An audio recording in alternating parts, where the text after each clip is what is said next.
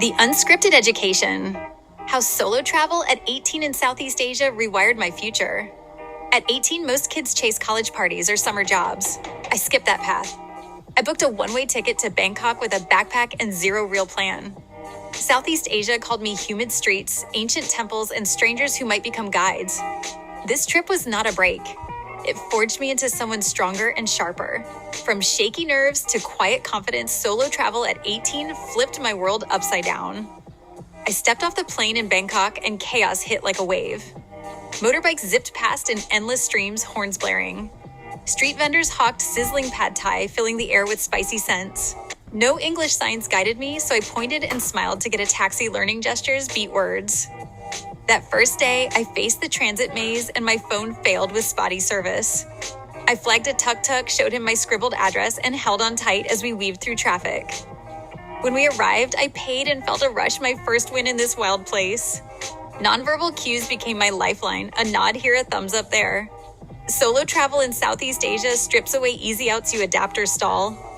Before leaving, news painted Southeast Asia as risky for a young woman alone. I worried about scams, or worse, and parents drilled warnings into me. Yet reality proved them wrong. Locals smiled and offered help without strings.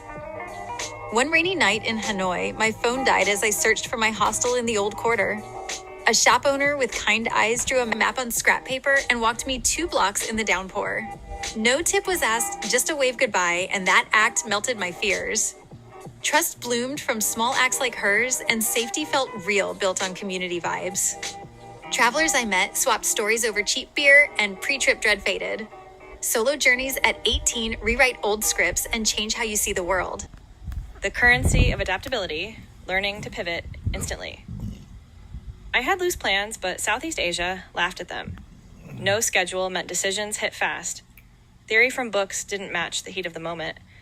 You learn by doing, not dreaming. My first big snag came in Chiang Mai. I missed a bus to Pai due to a market crowd. Panic rose as dusk fell. Instead of waiting hours, I hitched with a group of backpackers heading the same way. We shared laughs and snacks on the bumpy ride. That choice saved the day and sparked new friends. Pivots like this build skills. Back home, problems came with safety nets. Here, it was me against the unknown. Adaptability turned into my secret weapon, mastering financial autonomy on a backpacker budget. The brutal math of daily survival, budgeting beyond allowance. Money mattered more than ever at 18. No parents footing bills. I tracked every dollar in a worn notebook. Southeast Asia's low costs helped, but waste could end the trip early. This beat the free ride of high school life. In Bangkok, a dorm bed cost $5 a night.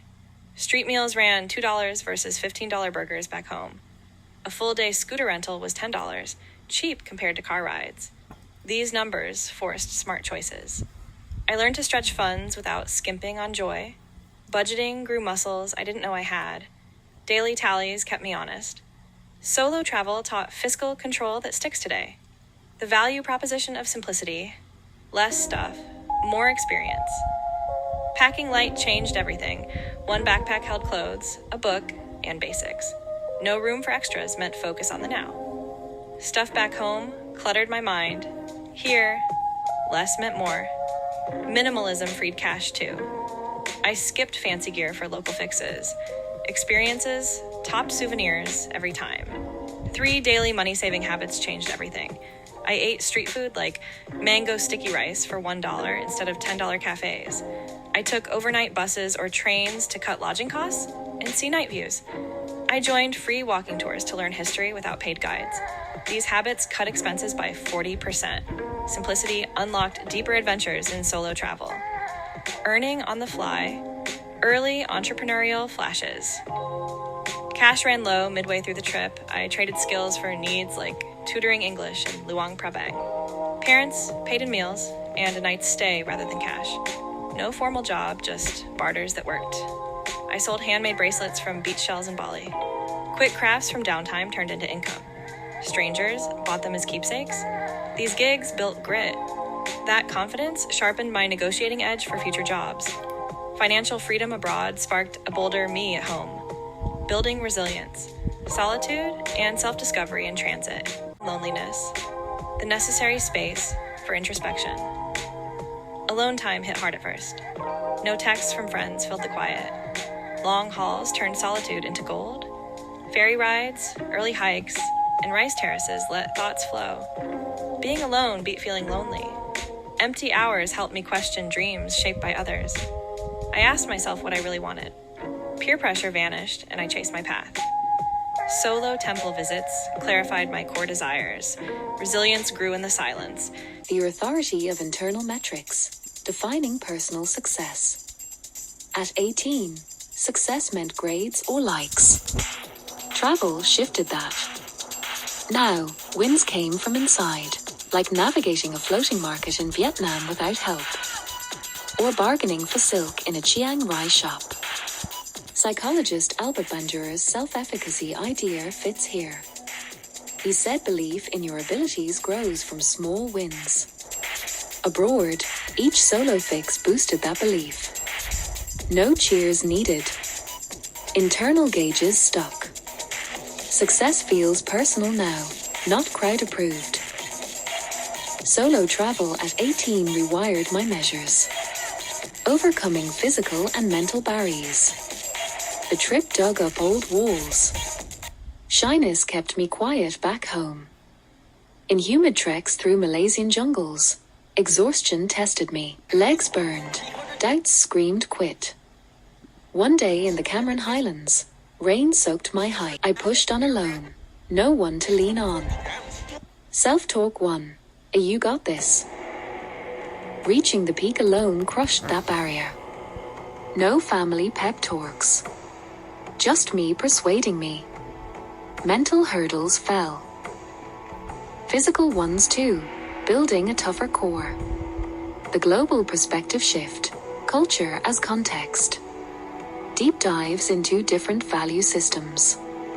Southeast Asia showed time bends differently. Locals in Cambodia lingered over meals, family first. No rush like Western clocks. Community trumped solo grind. Material things. Less chase, more balance. One custom hit deep, respect for elders in Thai villages. Youth bowed, listened. This flipped my view on independence. Harmony over hustle left a mark. These contrasts reshaped me. Global views broadened, challenging narrow upbringings. Language as a key, not a barrier. English got me far, but basics in local tongues opened doors. Sawas in Thai sparked smiles. Xin Chao in Vietnam led to invites for tea. I picked 5 phrases per spot. Hello, thank you, where's the bathroom, how much, goodbye. Effort paid off in real chats. Tip for you, learn those 5 before landing. They build bonds fast. Language turns walls into bridges in solo Southeast Asia trips. I met folks from everywhere. Europeans, Aussies, Asians. Shared tales over hostels showed common threads. Humanity links us, borders or not. Seeing gaps hit home too. Bustling Manila's next to Bali luxury. Stats say over 600 million in the region live on less than $2 a day. No textbook explained it like that view. This sparked empathy. Insular teen thoughts faded. Travel connects the dots on inequality. The unwritten chapter ahead.